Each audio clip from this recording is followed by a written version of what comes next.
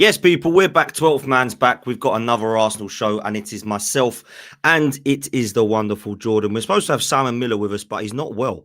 I don't know if he's lost his voice from the Gabriel last minute winner last night, but he assures me that he's got laryngitis and it's not from that. So we will get definitely Simon on another time. It was going to be myself, Simon, and Jordan. I won't say Simon, Jordan together too much because people will start to get the wrong impression and start thinking I'm bringing somebody else on. But Jordan, how are you, bruv? You good? I'm buzzing, brother. I'm buzzing very, very well.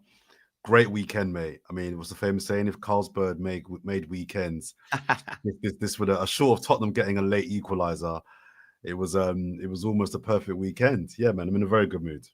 Yeah, I can't lie, it's a brilliant weekend, and somehow I don't really look at Tottenham results too much. However, No. I did watch that game, and it kind of made it funnier that they equalised because of the way they celebrated. Like, if they would have equalised and just walked off, I'd have been like, "Oh, Tottenham equalised." But I found myself laughing at them potentially winning a Champions League and ripping your shirt off and running around against bottom of the league Wolves Against at Wolves, home. yeah. It's kind of funnier for me. So that just shows you where the standards are in comparison to both our clubs, I suppose. But just on that, Dan, quickly, is it me or has players taking off shirts now, like in the last 6 months to a year, become like a fashionable thing again? I've noticed a lot of players now taking off shirts, including some of our Arsenal players in the last few games.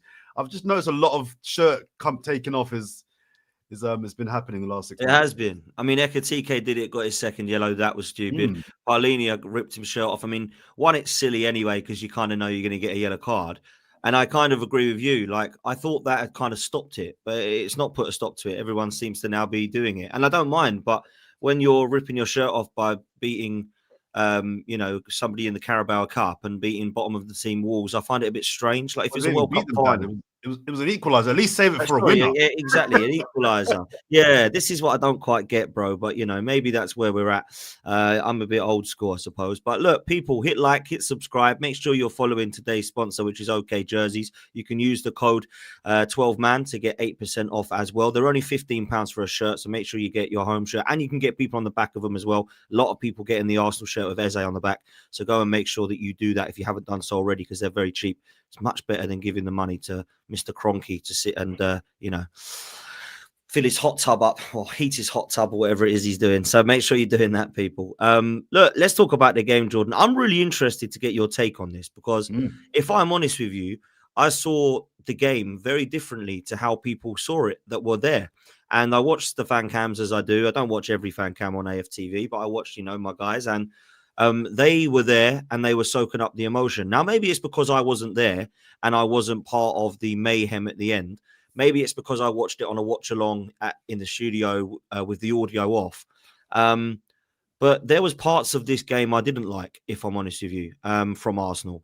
And I just feel like there's been maybe a different game that I watched to other people. So I'm always interested to get opinions of others. I'll go through what I wasn't happy about in a minute, but I just want to get your kind of raw emotion from the 2-1 victory yesterday, which, to be fair, I would say was an unbelievable, phenomenal ending. I'm not sure it was a phenomenal game, though. So go on, bro. What are you saying?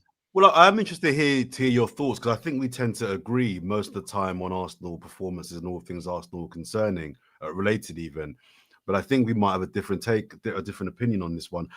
As you well know, I'm very harsh on Arsenal, right? Yeah, I'm same. very, very hard on Arsenal. Sometimes probably maybe a bit too harsh, but I'm very hard on Arsenal. I thought they were good yesterday. I've been asking for Arsenal to create more chances, be a bit more on the front foot, open up teams a little bit more. And it's a bit ironic that the 2 goals came from a cross and a set piece. But I still feel like over the 90 minutes, I saw us creating chances. I saw us on the ball, patterns of play, breaking through. Still some examples of where I think the pace is a bit too slow. And I think we kill our own momentum at times. But I actually thought we actually did play well. And I think I've heard a couple of podcasts and a couple of people I've been speaking to this morning and last night about the game that were a little bit, maybe a draw was a fair result. No, I thought we were the better team. I thought we were the better team in the first half up until the Newcastle goal. I thought we were the better team. I thought we were in a bit of a funk and having a bit of a sulk for the rest of that half. but I thought that we dominated and we were the better team in that first half. And then apart from the first maybe 5-10 minutes of the second half, I thought we were the better team in the second half as well. I thought we created more chances. I thought we were the team that looked like we wanted to win the game. I thought we were the better team. Newcastle are not a crap team. They're a good team at home with a good home record. And I know they're minus Isak, but they're a good team, man. They're well drilled and well coached by Eddie Howe. And to go there and win, I think was definitely and the way we won it, being 1-0 down, was a big look. My take before the game or before the weekend, Dan, was if Liverpool were to beat Crystal Palace and we didn't beat Newcastle, I felt the title was over. Yes, everybody says to me, "Oh, how can you say that? It's only September," which annoys me. It's early. It's early. It's not about the time. It's not about the month. It's about looking at the whole picture as a whole. 8 points behind Liverpool, right? Even in September, you have to ask yourself, are Liverpool going to lose that many games? They're not going to lose that many games. And are Arsenal going to go on an insane run to make up those 8 points? Last year, I called it in November when we lost to Newcastle. Newcastle again. We lost to them this time. It was on my birthday, I remember as well. And I said then, we're not going to win the league. Oh, it's too early. It's early. How can you say that? And I'm like, because I know that this team hasn't got it in them to win 10 games on the spin. I saw it. This team has not got it in us. And I think we were like 7 points behind Liverpool then. So I called it then. So I decided this weekend, I know it's earlier than November, but I said if we don't win and Liverpool do, we're not going to catch them. Liverpool losing, then for me, meant that Arsenal had to win. And my big criticism of Arsenal, and the reason why in the last couple of seasons, Dan, I predicted Arsenal to not win the title, isn't just necessarily personnel. It's not necessarily the manager. It's not tactics. The main reason I don't believe Arsenal can win this title is because of pressure. I don't believe this team can deal with pressure. And with Liverpool losing, the pressure is now on. Even at 1-1, Dan, I promise you, if the score finished 1-1, I would have been coming on here blasting the team. They would have got it from me because you have to win that game. I don't want to hear about, oh, penalty shouts, oh, red cards, oh, referee, oh, the way Newcastle. I don't want to hear any of that. I would have been giving it to Arsenal hard. Pause, as the kids say, right? I would have been on them, but I'm consistent. The fact they won the game, I'm giving them all the praise because that was, again, you had to win. If you want to win this league, Liverpool have dropped points. They won't drop points many times this season. When they do, you have to capitalize. And 3 times last season, Liverpool either drew ahead of us or lost. They twice lost, once drew. And on all 3 occasions, we didn't win our game. You have to deal with the pressure of, you've got to close that gap. And we did. So I think the performance was a better performance we've seen in recent weeks. But the win was just, it was huge. We had to win that game. And to do it again, going 1-0 down, I've just got so much credit for the guys. I thought Arteta's tactics were better this week. I want to hear your thoughts, but I actually think the guys did play better. I thought it was a better performance. I thought we looked like we wanted to win the game rather than not lose the game. My final point is, unlike the City game and the Liverpool game, Dan, I felt like Mikel Arteta smelt what was in the air. In the Liverpool game and the Man City game, especially the Liverpool game, I don't think he sensed and smelt that Liverpool were there for the taking. And I think in the period between the 55th minute and the 70th minute, that was a time to bring on some attacking subs and put it on Liverpool. And he didn't. Slot did, and all right, it was a free kick that won it, but he didn't sense it. I felt yesterday, Mikel Arteta sensed it. It's like, you know what? I think we can go for this, We can go for this. And he smelt it. And that, for me, was a big, big sign for me that Mikel Arteta maybe is the guy. What are your thoughts, though? Because I know that you slightly differ. Yeah, I do slightly differ, but that's not as ever so slightly, actually. When you said, I think we'll see things differently, I don't think we really did, if I'm honest. I think where I'm at, when I saw the team selection, I was surprised by Trossard again starting. And I was also surprised that Saliba had been dropped. Now, that must be a fitness issue with Saliba, because I can't think that it's a tactical or or anything more. When I saw Trossard, I thought to myself, that's just a very strange decision to make again, because I don't think he did enough in the Manchester City game. I don't think he provides an outlet as much as Martinelli in terms of pace. And I know neither of them are levels ahead of the other, but I certainly prefer Martinelli out the two to start, and I prefer Trossard as a sub. The one thing that I was pleasantly surprised by was that Eze was playing ahead of Marino if Ødegaard wouldn't be fit. I was really, really pleasantly surprised by that. And I felt like it was Mikel Arteta saying, okay, let's accept that perhaps Marino isn't good for every single game, and it hasn't been working. And maybe Marino is more of a sub in this game, which, funnily enough, worked out well for us. I thought the first 25 minutes, Arsenal were really good. I really liked our performance. I thought going forward, we were pretty electric in parts. I thought Gyokeres did really well in the first 25. I thought Eze was really threatening. I thought Saka had glimpses. Trossard, Rice covering every blade of grass. And I thought, finally, the handbrake might be off, if I'm honest. I thought, yeah, this is looking good. Pope pulls off an excellent save from Eze. He actually pulls off another one from Eze as well. Trossard hits the post. All three could and probably should be doing better. I think Trossard definitely needs to do better, if I'm honest. Maybe you could say Pope, you can't do much about it. I think the second one probably goes straight more at him, but the first one is ridiculously good to get fingertip around the post. So I'm thinking Arsenal are on top here. And in fact, Jordan, I don't think from minute 0 to minute 90, Arsenal were ever the worst side, if I'm honest. I don't think I ever looked at any parts of the game thinking, Newcastle is destroying us. We're peppering our goal. They've got the ball. We can't get it off of them. We're giving it to them. It's sloppy. I didn't really think that, if I'm honest, throughout it.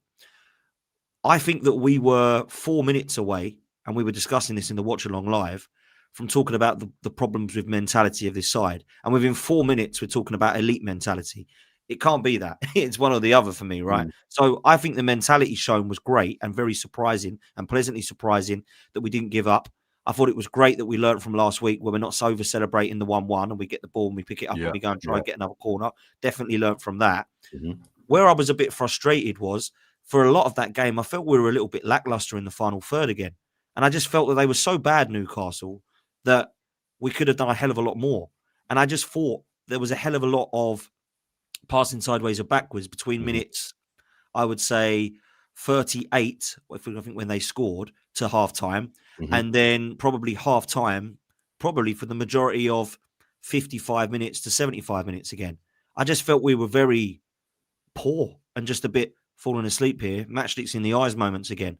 And I don't think we needed to be, because I didn't think Newcastle were great, bruv. I really didn't. Now, if we got a situation where this is a St. James's Park and Isak is terrorising us, we've not won there for this many amount of time. Eddie Howe's got Arteta's number. We can't get past this team. Look how good they are. They're brutalising our midfield. They've got all the play. And Isak looks like he's going to score. I might be thinking, fucking hell, Jordan, do you know what? I'll take that 2-1. This was not that Newcastle side. This was a Newcastle side that had a lump up front, that scored his goal, which Gabriel fell on the floor, which Mosquera passed the ball out to give them a corner. And I felt that was pretty poor. And I didn't feel like the front three, I didn't think Saka was amazing, if I'm honest again. I didn't think Trossard did anything. I can't believe he stayed on the pitch for 75 minutes. And Gyokeres, as much as I liked his first half hour, I felt he went out the game again. And Eze, brilliant chances to shoot, but where did he go? He just invisible again for like 25 minutes of the second half. And then he's like, oh, he popped up again. It's like, where have we gone here? So maybe I was expecting perfection because they weren't great. I know we're not going to get perfection from this Arsenal side, but I didn't look at Arsenal and think, wow, scintillating, we're back, we're going to go win the league. And I think some people have. So no, anyone saying that I think has gone a bit too far. But what I would agree with all of what you just said in a normal circumstance. But I think with the context of Liverpool losing the day before, this is one of the rare times that I would say this: just win. Normally, I don't really believe in this kind of like a win is a win, just win. I think you got to play well. Performances matter. Performances are the backbone of being able to go on to win games and win titles. Right? You got to play well. I don't buy this just win. But I think there's certain times in the season, certain parts of the season, where you just have to find a way to win. right? And let me just, sorry to cut you. Let me just come Go in on. very quickly. I totally agree with that statement, just win. I'm not sitting here going, oh my God, we won the game 2-1. I don't care. It's awful performance. It wasn't a shambles performance. I've seen Arsenal play a hell of a lot worse, right? However, I'm absolutely with you in terms of win 2-1. And I think that is now why I am looking perhaps differently to others, where some people are going 2-1. That's a champions win. That means we're going to win the league. I really feel differently about this side now, and I'm like, well, we were seconds away from being very, very disappointed with us not taking chances, with us being the better team, and going away with a 1-1 draw. And that's where I'm at. And I think that sometimes you can't look like that. I get that, but I kind of can't get that out of my systems for some reason. But even if you're right that for 75 minutes it looked like we were going to lose the game, and the narrative would be these guys aren't serious. These guys and it was that. It was that. That was what I was saying. no doubt.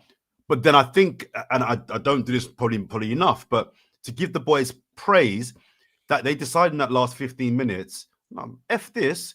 We're gonna find a way. I don't know how we're gonna do it, by hook or by crook. We are not leaving this city without 3 points. So we've got 15 minutes, boys, to find a way. I don't care if Eze, do some magic. Rice, put in a beautiful cross. Who else on the pitch? Gyokeres, link up play and 1-2. I don't care what you got to do, guys, but one of us guys has got to do something. And I think 2 bits of quality from the crosses really, and the movement as well, I think brought that. So I would agree with you, but I think that the last 15 minutes show actually that you can go from, is this team serious, to because I don't think a year ago or 2 years ago that this team win that game. They might scrape an equalizer, maybe. They don't win it. So I'm going to give them a pass on this one and say, you know what? Cool. It's September. So and we're still second, right? So we're not even top. So let's calm down a little bit. We still got work to do. But look at the 6 games in as a block that we've had. Newcastle away, Liverpool away, United away, and City at home. And to come out of that with 4 wins, a draw, and a loss. 13 out of 18 points, yeah. Yeah, we would have taken that. Yeah. when the list came out, we'd have taken that. And now, on paper, we've got a nicer run in. I mean, I always feel that the nicer games are the ones that we kind of mess up on, really. I agree. You know I agree. It's the 3 p.m.s against Fulham. They're the ones that we're all predicting 3-0. It's like, it's 1-1. So we'll see how this next couple of months pan out. But we've come through a difficult start of the season, 2 points off the top. That's a good start for me. That's a good start for me. Conceding 3 goals? Yeah. Newcastle, City, Liverpool. Yeah. Look, it's a real, I suppose it's a statement of where Arsenal are at, that there are some fans that are over the moon that we're in this position. There's other fans that are saying, I'm not too sure still. And we've conceded 3 goals, scored the most goals, and we're second in the league, 2 points off of Liverpool, right? After they've spent and broken 2 British transfer records. I don't think anybody is saying Arsenal are a shambles of a club. If we were trying to get, top 4, we wouldn't be moaning right now. We'd be going, if this was the Arsenal 5 years ago, we'd be going, we're looking really good for top 4. Yeah. But we're not now, man. We're trying to get across the line. And we were literally flip-flopping in the studio yesterday within 4 minutes of each other, because it was like, this team aren't going to do it. They've not got anything about them. They've not got the mentality. All 4 of us were sat there. There's something wrong with this. Why can't we get in there? Why can't we get 3 points away from a bad Newcastle side? Whenever they drop points, we're going to drop points again. Within 3 minutes, we're all jumping around the studio going mad. That's what beautiful thing about football, right? So let me ask you about some of the individuals in the game, because defensively yesterday, I don't think Arsenal individually had the best defensive game from some of the standpoints. I thought Calafiori is a little bit all over the place. I wasn't surprised to see him go. Saliba, I didn't think had the best of games when he come on, to be fair. I don't know how fit he looked now. Gabriel had a very mixed game. He had unbelievable ending, at fault for the goal. Probably not the best in terms of his one-on-one defending at times. Timber was Timber. I just think he's one of our best players, bruv. I just think he's so good. Best player on the pitch yesterday. Without a doubt. But for me, man of the match. So good. So good. And that was quite out of character from Arsenal as a defensive unit, I felt, Jordan, yesterday. Mosquera, I felt sorry for him, if I'm honest. I think he should have just put it out for a throw. He's tried to go back to Raya. He's got it wrong. And then I don't mind that.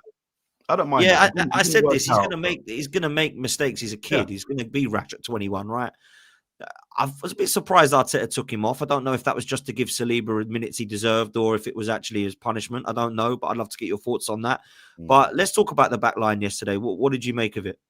Yeah, not great. Start with Mosquera. He made a mistake. That can happen. Led to a goal. Led to the goal. That's. I'm not going to kill him for that. That can happen. Do you know what I mean? A tad harsh to take him off for that. I thought at half time because you've singled him out then for pretty much one mistake. I don't think it was about getting Saliba minutes. I don't think Saliba comes on if the game is after an hour still 0-0. I think he came on because maybe he saw that Mosquera's head had gone, or I don't know. But I thought that was potentially a bit harsh. Let's talk about Gabriel, because Gabriel will get all the headlines, and I was here screaming where I live. My neighbours upstairs. Parts are working.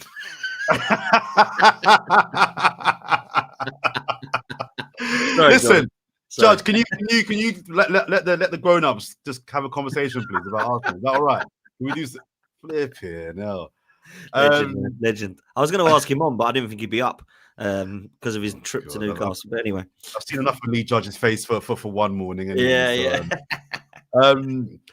Gabriel will get all the headlines, and rightfully so. He got a big winner. He just, before I get to what I want to say about Gabriel, his record at away grounds for Arsenal over the last 3 years, he's got big headers at Spurs, Old Trafford, Stamford Bridge, the Etihad, I think. Yeah, he did last year. And now St. James's Park. I think the only big ground he's not got a goal at so far is Anfield, if I'm not mistaken. No, he got a goal at Anfield as well. Oh, he did. The guy's a beast. The guy is a weapon. His record away from the Emirates at the big grounds is insane. Big header, big moment, won the 3 points, love it. I didn't like his first half. The goal that Waterman has scored, I thought he bitched out. It's a bitch move. It's a bitch move, and I don't expect that from our centre half and my lead at the back. It's a bitch move, and I think he should be called out for it. You can't do that. What are you doing? What are you doing? You're looking for a free kick. You're looking for a foul at a time when the ball's coming into your area. No, contest the ball. At least let him. If he fouls you, he fouls you. Let him foul you. But the way he went down was embarrassing. It was absolutely embarrassing, and I'd call it out if it was a Chelsea player, Man U player, I'd call it out. So I'm calling it out for my player. I don't accept it. I don't want it. It was embarrassing. Do better. Do better. Because that could have cost us. That could have cost us. But as you say, his general defending in that first half wasn't great. It wasn't good. It wasn't his level. But he redeemed himself with the second half performance. So fair play to him. I thought as I mentioned, Timber was the man of the match. He was defensively and offensively absolute beast. And I think he's the argument against Ben White was always that Timber's maybe better defensively, but Ben White is probably better as an offensive. On the overlap, yeah. I think that discussion now is I don't know if Timber now has kind of made up the difference, and is offensively I think he's really improved. He was tenacious. I don't think he got beat once from what I can remember. He was a problem on the ball going forward. I would love to see him strike up a relationship with Saka on that side in the way that Ben White did 2 or 3 years ago. But Timber was just absolutely perfection yesterday. I rarely give out 9s out of 10, but he was a 9 out of 10 yesterday for me. I agree. And Calafiori, I agree with you. I think Calafiori, he's been our best player of the season so far. Yeah. But he had a weird game. He had a weird game yesterday. Some of his crosses and his passes were off. He struggled. He struggled defensively as well at times. So I don't think it was his best game. And finally, I want to mention Declan Rice, because Declan Rice has been played as the 6, I believe. But sometimes a hybrid 8. I want him to stay as a 6. Yeah, I think he's better as a 6. I think he can play the 8, but I think we need to find a way. That midfield isn't quite working yet. It's not quite working. And I think Declan Rice needs to be just a shield and find a way to maybe make Zubimendi the 8. That maybe isn't a box-to-box 8, but just a more advanced playmaking. Or maybe just play 2 8s. Just play Zubimendi and Eza, or Zubimendi and Odegaard as 2 8s, and have Odegaard and have Rice, as like the goon in front of the 2 goons. Do you know what I mean? I thought Declan Rice should have pushed forward a bit earlier in that second half, when it was 1-0 down on 60 minutes, Declan Rice still getting the ball from the back four. I'm like, bro, we need a goal. You can push forward 25, 30 yards and be a presence in their half, even in their box. I thought he was playing too deep in a time of the game where Newcastle weren't really threatening anyone. We didn't need his 6 role. We needed his role as an 8, as a box crasher. So defensively, I thought we had a bit of a mixed game, but I think that's our strength. Our superpower is our defense, and I think despite not being great in the first half, just concede 1 goal and win it in the end, I thought was a positive sign. Facts. Look, I'll come to the midfield in a minute because I've got thoughts on it as well. But defensively, when I saw Ben White come to Arsenal for £50 million, I thought that's a brave move. I don't know much about him. And he played centre-back, and I actually didn't think he was that great. I thought he was okay. I thought there were some games I didn't like him. I didn't think he could jump for headers as good as I'd liked. He wasn't the player that I would like at centre-back. We moved him to right-back, and I thought, oh, my God, what have we found here? This is unbelievable. And then we signed Jurriën Timber, and I didn't personally think we needed another right-back because Ben White was very good. But I was very excited about Timber's signing. I remember thinking, wow, this is as exciting as Rice for me. Like, he's that good from what I've seen. He's actually been better than what I thought. And I thought he was going to be really good. He's actually been better. And he leaves Ben White dead in the water in terms of positionally now. Like, I don't think he's anywhere near the level of Timber, Ben White. I think he's very good, but that's how good I rate Timber, right? And I will say this. I think there's 2 players that are clearly the best Mikel Arteta signings, and I think he's one of them. I genuinely do. I genuinely think him and Gabriel are the 2 best signings. I think they're both better than any of the other signings. Odegaard, Rice, all of them. List them all. I think these 2 are by far and away the best signings for how much we got them as well. Like, scary. Absolutely scary. Gabriel, I think it's a great point, and I didn't even know how many goals he'd scored that were that important. Because I knew he scored goals. Like, he's a monster offensively and defensively from set pieces. He's unreal, right? However, I didn't know. I knew he'd scored goals for Arsenal, but I didn't know the actual importance of the goals and the grounds he scored at. You've literally named them all. There isn't one in the top 6 he hasn't scored against. That is unbelievable for a player that's been at the club for 3 or 4 years. Like, some centre backs don't do that for the whole of their career. Do you know what I mean? So that is an unbelievable stat. That is a really, really good stat as well. His record. Sorry, Dan. I'd love someone to check it. His record. It must be comparable to John Terry. Because John Terry's got big headers in big games against big teams. Someone's got to check this, but I reckon his record against the big teams, and a few in Europe as well. I would love to see his record against the likes of John Terry, because it's crazy how and they're all away. They're all away. Do you know what I mean? Sorry, he scored goals. No, you're fine. He scored goals at the Emirates as well, but he has. I mean, against big teams, but against big teams, it's incredible when you put it that way. I think as well, he's right up there with the likes of Tony Adams and Sol Campbell and all these guys now in terms of goals. I'm sure he's probably got more than them if we actually dig deep, because you forget how many he actually has scored for Arsenal. He's been an unbelievable player for Arsenal. He's been absolutely sensational. He's been brilliant, and in my opinion, Arteta's best signing.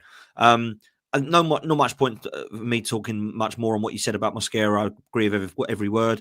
Agree with every word about Calafiori, being one of our better players this season. Didn't have a good game. Saliba, I don't know what's happening with him at the moment, because I didn't think he looked great at all when he came on.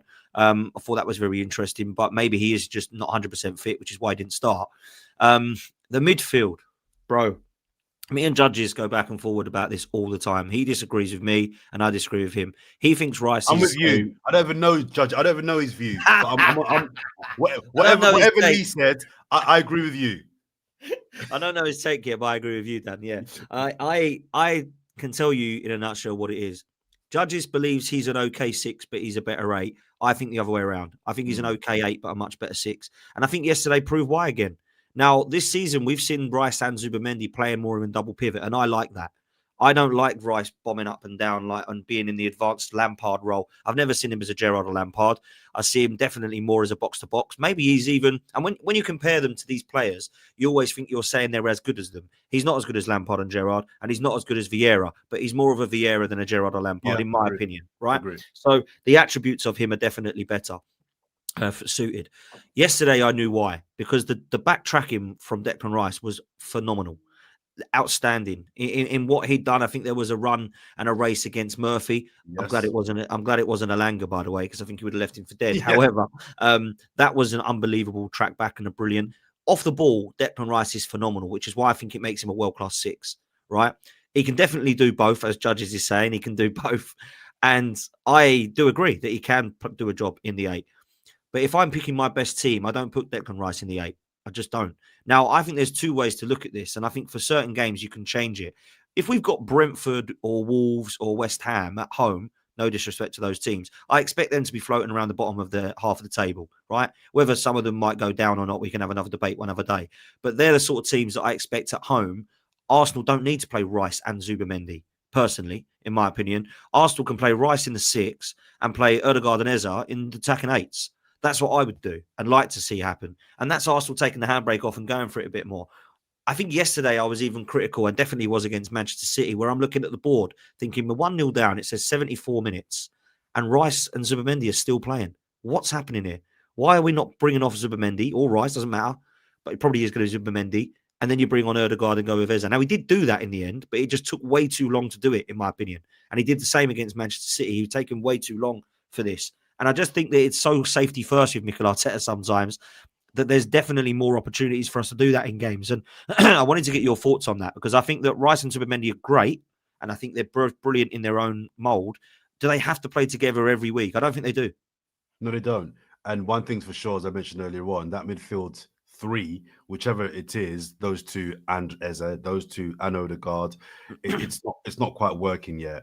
I've got a funny feeling actually that we might see Havertz when he's back fit as that guy. If Ødegaard's performances don't improve, and by the way, his cameo was brilliant. But I think if Ødegaard's performances don't improve, I wouldn't be surprised if you see Havertz as the point of that trio. But in regards to your question, no, I don't think you do need to.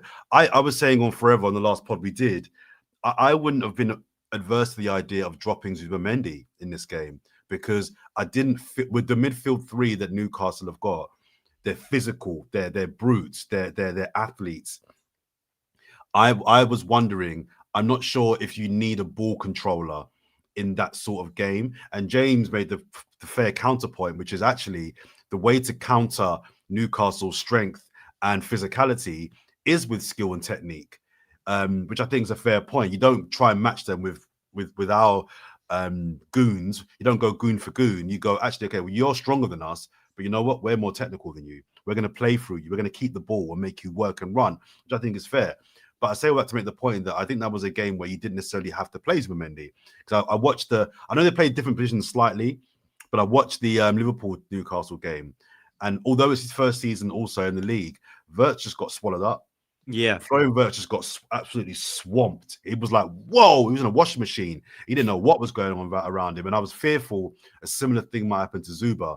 So I agree. I don't think you need to play them in both games. Just going back to Rice, though, I think if I was to ask most people, what is Declan Rice's best asset? What's his best asset? I think people would say his best asset is his engine, his ability to cover the grass, cover the ground. I don't know if there's anybody in the Premier League. I have a quick think. Caicedo, maybe. Rodri, but we're seeing a new Rodri now. Maybe. I don't think anybody covers the ground better than Declan Rice. That's his biggest asset. Off the ball, he just eats the grass up. You can't get past him. He tracks players very, very well. So if we agree that's his best asset, why would you want to put him in a different position to play the role that's his second or third best asset? No. Put him where he's strongest. His strongest asset is you can't get past me. You can't get past me. Right? So if you have that triangle, that trinity, as I call it, of Saliba, Gabriel, and Rice in front, I always compare it forever to like a club, right? You've got the main doorman. Like, bruv, you can't get in the club. You can't get in. If you get past me, there's 2 more goons that are gonna we don't want no trouble tonight. And Declan Rice is that top goon that you just can't get past. And if you somehow do, you've got the two beasts behind him as well.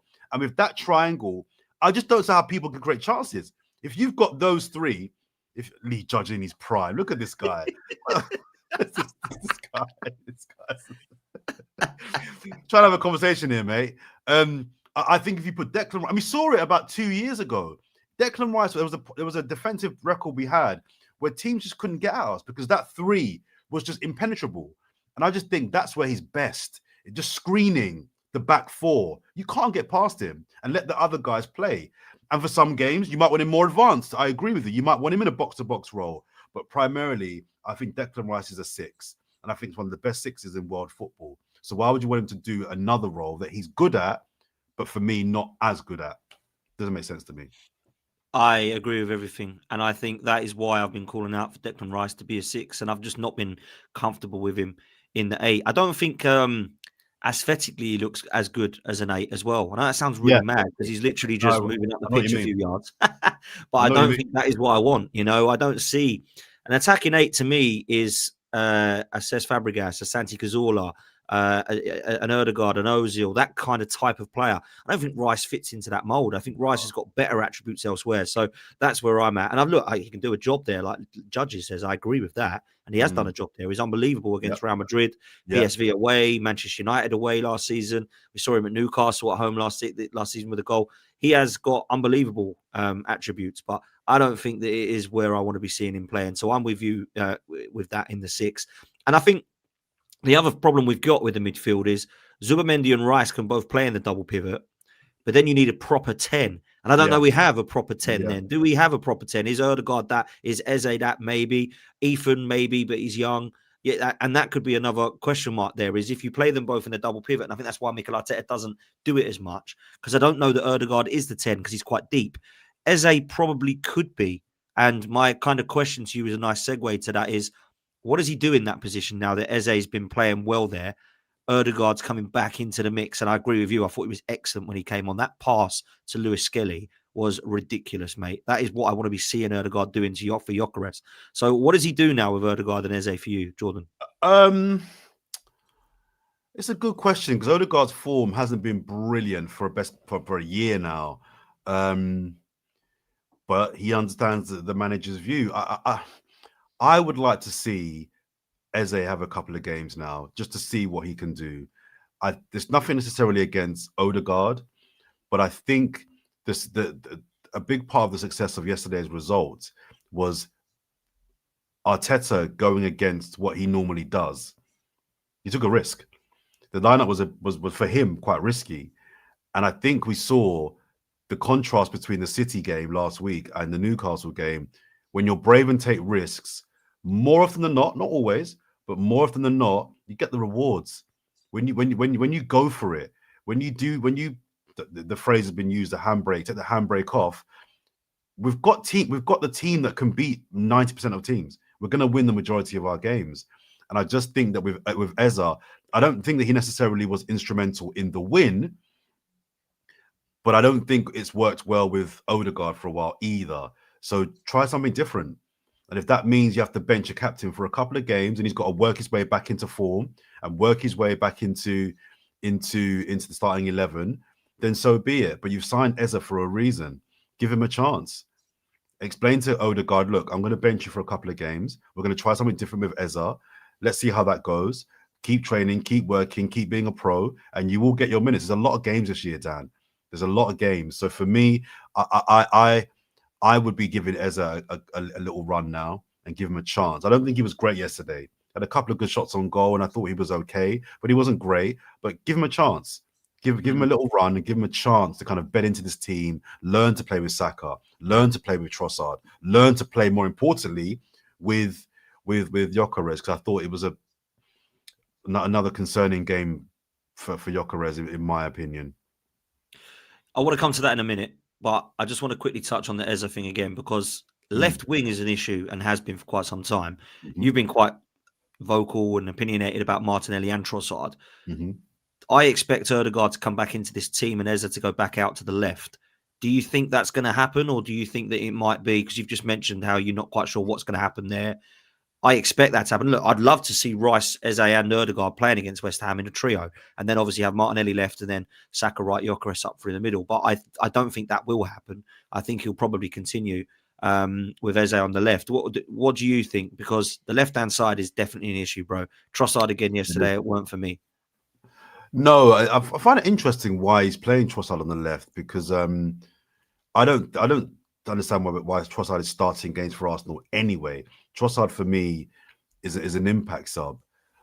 He's good for 20 minutes because he can get, when teams are tiring a little bit, he's lively, he's got really quick feet, and he's probably our best finisher still. So I find it quite weird why he's starting Trossard on the left anyway. But what do I think he'll do? I don't think we can call it, Dan. I think we're going to see games where Trossard starts on the left. I think we'll see a couple of games later, Eze on the left. I think a couple of games later, we'll see Martinelli on the left. I don't think it's going to be a particularly fixed starting left winger, which I think is probably a bit concerning. That we Do you think that? Because a lot of people are saying it's a good thing, like we haven't got an 11. I don't like that. I like the 11, but there's some people are saying, well, last season we had an 11 and it kept getting injured, so maybe we don't need an 11. Maybe we need sort of 20 players that just keep rotating. I don't know. Maybe, but I'm thinking of, and we're going to get to him in a second. I'm thinking of Gyokeres. I think Gyokeres needs to know what he's working with. He needs to be in a front line where he knows, right, is my winger going to go cross front? Is he the kind of guy that crosses near post very quickly? Does he dink to the back post? Is he going to cut inside? Is he going to put a slide rule pass through? I think changing your attackers, I don't know. I think some games require certain things, but I just think that it's not going to help Gyokeres. So I would prefer to pick a left winger and run with that for a particular period. Who will be? I don't know, because I don't think any of our left wingers are amazing left wingers. I think they can all do a job there. I know you prefer Martinelli to start, but I think Martinelli, we've seen in the last week or so, he's only really effective when teams push up on us and he's got space behind. You start him against Newcastle. Newcastle aren't pushing up. They're not going to push up. So I don't see how he can be effective. One-on-one, Martinelli's not the guy. He's not a traditional winger where he stands you up and beats you one-on-one. That's Eze, if anything. Martinelli's a guy that if you dare push up, you're in trouble. You're in trouble, because I've got the guys that can pass it and find me, and I've got the pace to get in behind and finish. So I'm not even sure starting Martinelli in most games is going to be effective either. So for me, it's a little bit concerning. But I don't think there's an answer. I don't think there's a guy we can say that's Arteta's guy on the left until we see someone maybe put a run of goals from that side. I think it still proves, like me, Turkish and Curtis were saying, that I think we're still a left winger short. I do think we're an out-and-out winger short. I really do. And, a lot of people are saying, no, we've got Eze. And I thought, well, Eze's better in the middle. And even within 2 games, we've noticed that already. Let's talk about him, because I know you didn't want him. You said you'd rather have Ollie Watkins than a Gyokeres, because you know what. Or Mateta, who both are scoring. I will say this. I wanted Gyokeres out of the list we were given, because I felt like he was the one on form. He was the one firing in Europe, which is why he picked up the award at the Ballon d'Or. I haven't been impressed massively with him, and I'll tell you why. I haven't been impressed with certain games, but I've always made the excuse that we're not playing to his strengths. And I do agree with that, and I do still stand by that. But there has been moments in individual quality that I've looked at and I thought, I didn't like that decision, mate. I thought you made the wrong decision there. So when I'm looking at him with space to run into, he's taken it to the wrong area, or he's made a touch towards the wrong diagonal, or he's not shot when I thought maybe he should have just had a go there. He's been indecisive a couple of times as well. And I really didn't think that was about Victor Gyokeres' game. I thought he was just goal, goal, goal. I didn't want him to go take it round 4 or 5 players. I knew he couldn't do that. He wasn't a Luis Suarez or a Sergio Aguero. I thought he was more of a Haaland, just goal, goal, goal, goal, goal. And the bad thing about that is when you don't get him the ball, as we've seen with Haaland, they don't score, because Haaland doesn't pick the ball up and then run it around everyone and put it in the top bins. And I knew that Gyokeres wasn't going to be like that. So I don't think that Arsenal have really given him opportunities to be one-on-one with the goalkeeper. And I'll say this lastly, Jordan, before you come in. If, like Darwin Núñez, I saw him missing from 1 yard and putting it over and going through one-on-one and just tapping it at the goalkeeper, or going through and hitting it in row Z, I'd be massively, massively concerned. I'm not concerned because I haven't seen that yet. I haven't been able to see that yet because he's never had that opportunity to even miss the chance, let alone score it. So that's where I'm at with Gyokeres. I think he will score. I think we do need to see more from the creativity in the side. And I think balls like Eze against Forest, we need to see more of because he's not going to miss. I need to see more of that before I have more of a kind of opinion on him. And I think it's the way we're playing and the style as opposed to the actual individual. He is the sixth striker that Mikel Arteta has had at the club. He's not been able to get the best out of Aubameyang. He's not been able to get the best out of Lacazette. He's not been able to get the best out of Eddie Nketiah. And he's not, in my opinion, been able to get the best out of Jesus or Havertz to take us to 15, 25 Premier League goals to go and win something. He's got to do it with Gyokeres. Otherwise, it's a manager issue because you can't have six strikers that all fail. You just can't. So let me get your thoughts, man. I think that's fair. I mean, I think your assertion about the chances that he's been fed or lack of them, I think is also fair. As you said at the start, he's not the guy I wanted.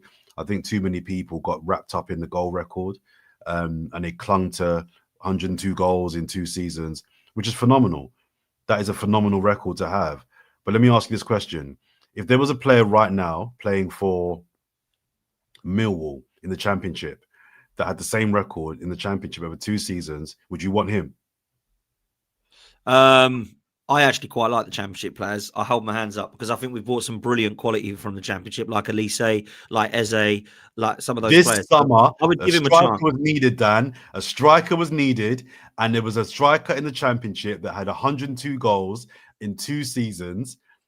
Would you want that guy? I really don't know, bro. I really don't know. I genuinely don't know. All right, let's make it kind of real. I think it's kind of looking at what we have, and I don't think we have a killer. And I think he could be that. I don't look at the Championship and think it's a dusty league. Keep away from it. No. Well, I only refer to the Championship because I think it's. Is it fair to say it's probably on par with the Portuguese league? I don't know if I'm honest. I'd say the Portuguese league is minimally better, but I don't know. I don't know it's much. Yeah, I think it's fair. I would say they're kind of in the same ballpark, right? You've got 3 or 4 top teams, and then everybody else is relatively, weak. And I caveat it with I don't watch the Portuguese league every week. I just see what I see. I think because Gyokeres was playing in the Championship and Portugal, and he was smashing both of them. I suppose that's why you've put that together, right? Well, it wasn't even that, but that's also.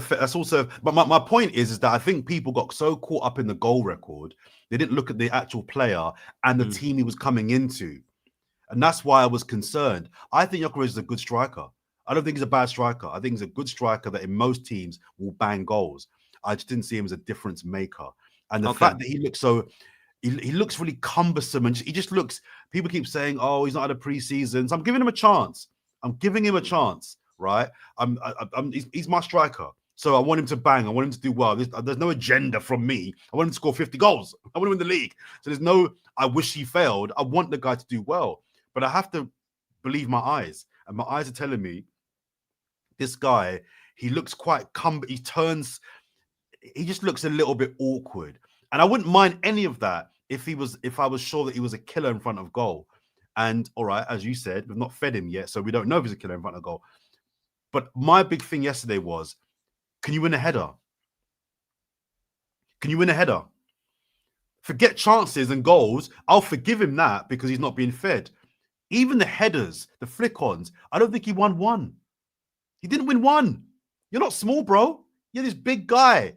Like, if you can't score goals because the team aren't playing to your strengths, I will give you a pass on that for a while. Like, that's the team's job. Brother, I beg you, win a header.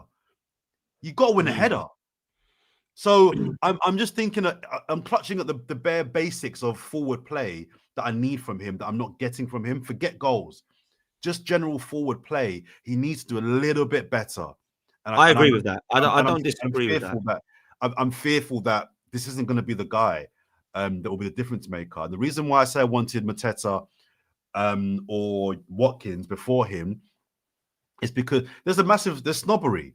They're doing it in the Prem, basically. They're doing it in the Prem. Well, no, it's not even just that. I mean, there is that. But Mateta's a good striker. Is he world class? No. But will he score goals in this Arsenal team? 100%. Ollie Watkins scored his first goal of the season. He's had a poor start to the season. Ollie Watkins will score goals in this Arsenal team. He would. He just would. Now, we've bought Gyokeres, so that ship has maybe sailed. But I'm just making the point that I'm being consistent. He wasn't high on my list of players that I wanted. But let's back him. I think the comparisons with, I know you've got to go, so I'm going to let you after this. But for me, the Millwall Championship, like 100 goals in 2 years thing, I would probably be more with you. But when I see him doing it in the Champions League, and I see him doing it in the Europa League, and I see him banging against Man City and getting hat-tricks, I'm thinking maybe we take a punt on this guy because this is becoming crazy now. Then he's doing it for his country. So I'm looking at now thinking there is definitely a style problem, and I think we need to see more. Now, I'd be interested to know, your thoughts maybe in November, December. We'll have this conversation again and think, right, maybe I'm with you, Jordan. The guy's not scoring and it's not looking good and he's looking clumsy. But I do think that if we could provide him chances, he'll put them in, man. But look, I've kept you long enough, man. I just wanted to say, just before I go, just one final point on Gyokeres. As I was going to say, I forgot what I was going to say then. What was I going to say? Someone said in the comments there that was a really interesting point that I wanted to respond to. That was it. Be real, and I know your thoughts on this guy. Go on. Right about now, is Gyokeres an upgrade on Havertz? I don't know that he is in the way that we're playing, no. I think he's a better player than Kai Havertz, but in the system we're playing, I don't think that he is right now, because I think Kai Havertz would have a few goals in the Arsenal side right now. I don't like Kai Havertz. I know. I'm not a fan. And I like certain attributes of him. I think he's a player you bring on with 20 minutes to try and change up the game, Kai Havertz. That's my honest opinion. And you don't bring him on in midfield, by the way. I heard you say that earlier. I was nearly sick in my mouth. So for me, I do think that that's a fair comment to say that I don't think he's a huge upgrade on Havertz. But I'm willing to give him time. Look, Kai Havertz had 9 games. He scored a penalty and we put him in a headlock and took him over to the away fans to say, look at this, we've got Haaland. It's a bit extreme for me. This guy's got 3 and 5 and we're saying he's not good enough. Havertz didn't have 3 and 5. That's all I'll say. Okay. So, yeah. But that's my thoughts, man. But listen, I know you got to shoot, man. I really appreciate you coming on, Jordan. No, thanks for having me on again, man. I appreciate it. Big up your community as well, man. Come on, bro. What you got coming up quickly, man? How can people jump on? Oh, man. Where can we jump on? Forever Arsenal. That's where we are. Twice a week on AFTV. I've got an Instagram page. My name, Jordan Jarrett Bryan. If you want to hear more insanely insightful, intelligent takes from my good self, I'm all over Instagram. I've got some things I'm working on. I've got a disability podcast called The World's Coolest Disabled. Love that. That's on Instagram as Coolest Disabled. And on podcasts, all the podcast outlets on YouTube, Coolest Disabled. And if you see him in the street, have a chat with me, man. Show me some love. Let's be nice. Let's be kind. I love that. And if your name is Jordan, Jordan will forget your name. All right. Yeah. I loved that. That was my favorite part of Forever Arsenal the other day. Everyone apart from Jordan's can approach me because I will remember your name. If your name is not Jordan, you got a chance. If it's Jordan, that was so funny, man. Absolutely hilarious that was. But listen, you're a legend, man. Make sure you're following Jordan, people. I'll let you shoot off, man, and I'll wrap up. My bro. In a bit, bro. Take care, man. Later. Love. Bye. The magnificent Jordan there. You've got to love Jordan. He is not afraid to give his takes. That's why we all love him, man.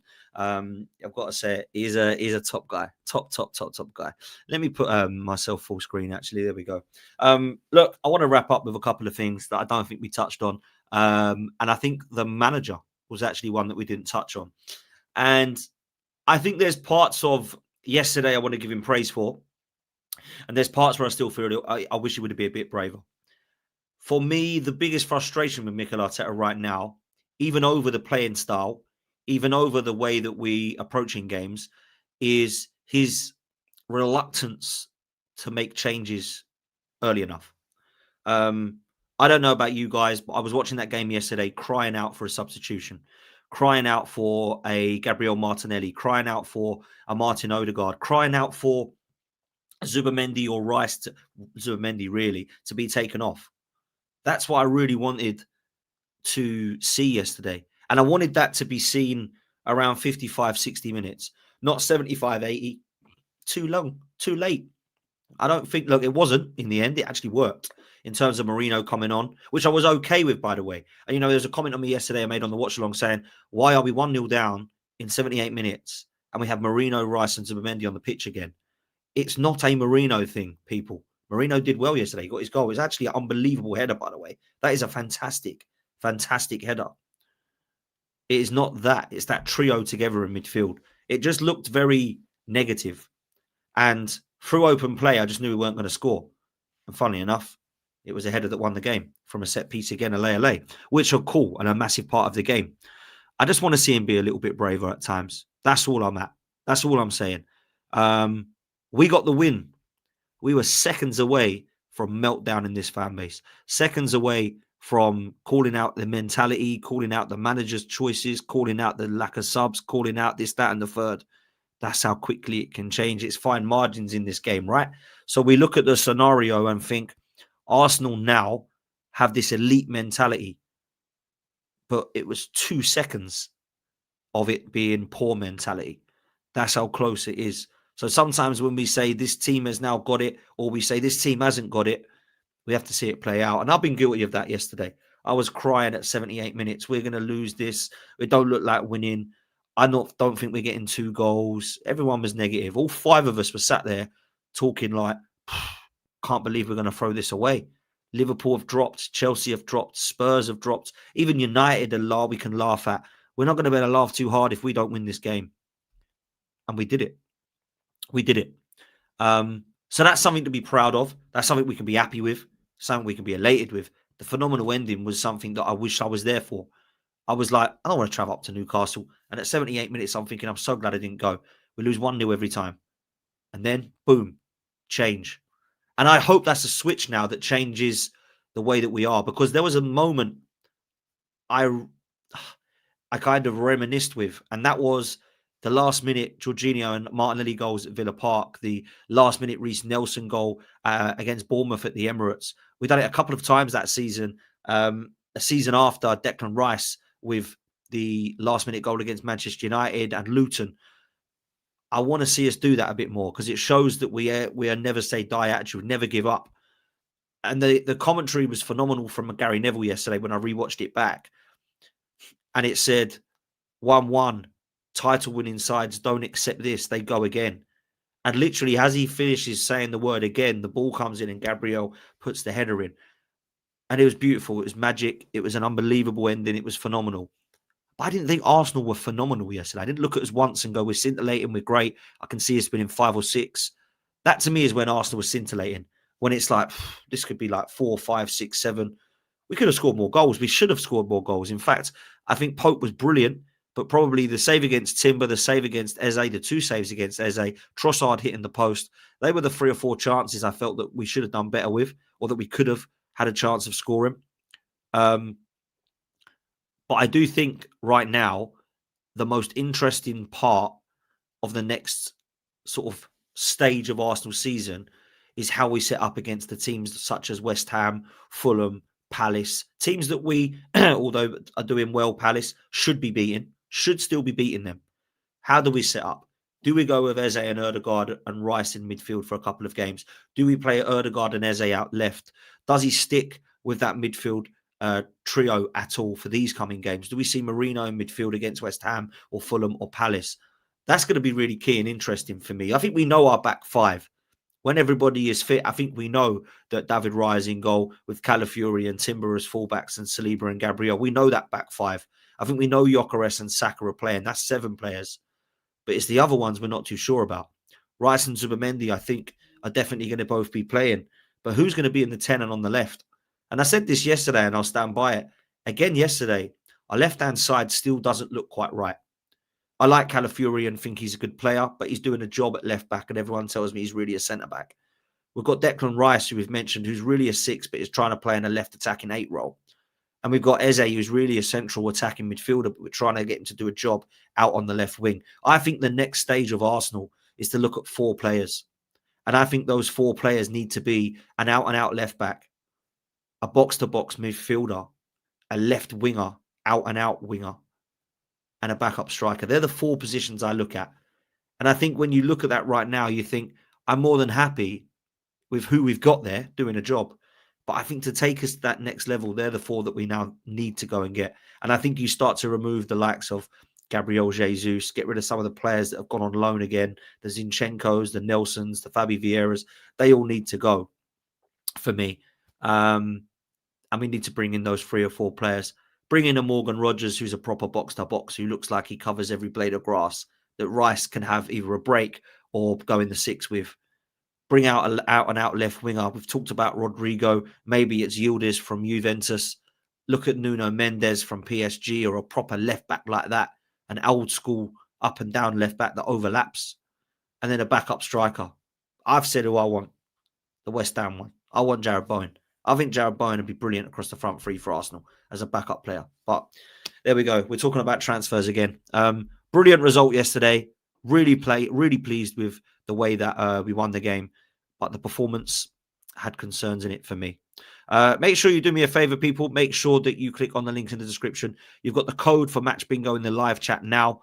Code is POTS. Make sure you use that code when you download Match Bingo. If you credit £5 into your account, you will get a deal, and you'll be able to play with all the football that's coming on as well. And we've got OK jerseys, links in the description too.